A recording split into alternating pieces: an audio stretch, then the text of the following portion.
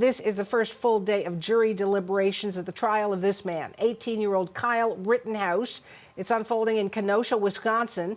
Rittenhouse is charged in the shooting deaths of 2 men and the wounding of a third.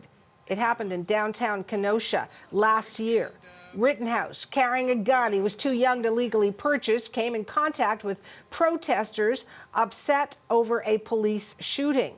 The jury has heard 2 very different accounts of what happened next. CBC's Magda Gabriselassie is tracking this story live from Washington. So what key evidence, Magda, is the jury weighing right now?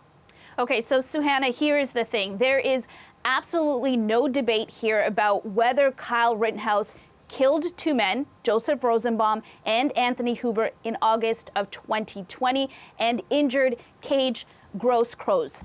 Those are the facts. Both sides accept that. Now, this is, of course, all happened during the protests in Kenosha after Jacob Blake, a black man, was shot 7 times by police.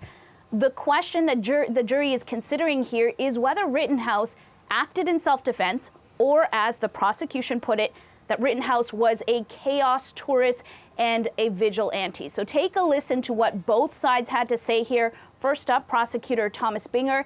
Then you're going to hear from defense attorney Mark Richards.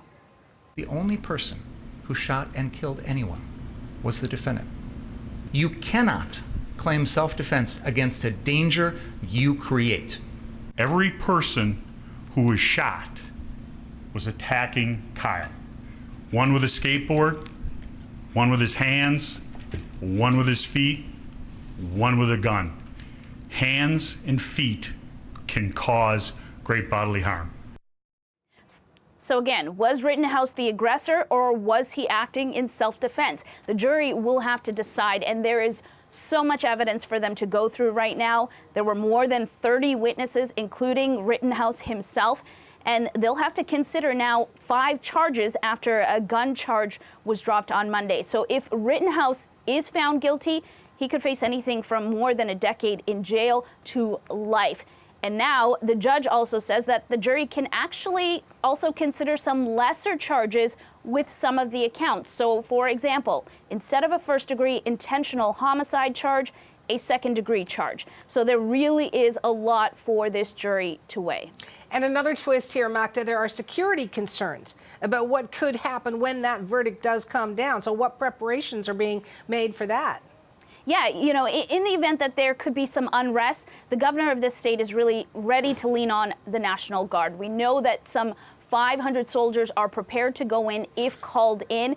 And at this point, they're on standby just outside of Kenosha. And we already know that with this case, you know, people are really divided about this. There are protesters outside the courthouse on both sides of this debate. So when there is a decision, this community may have to brace for any reaction.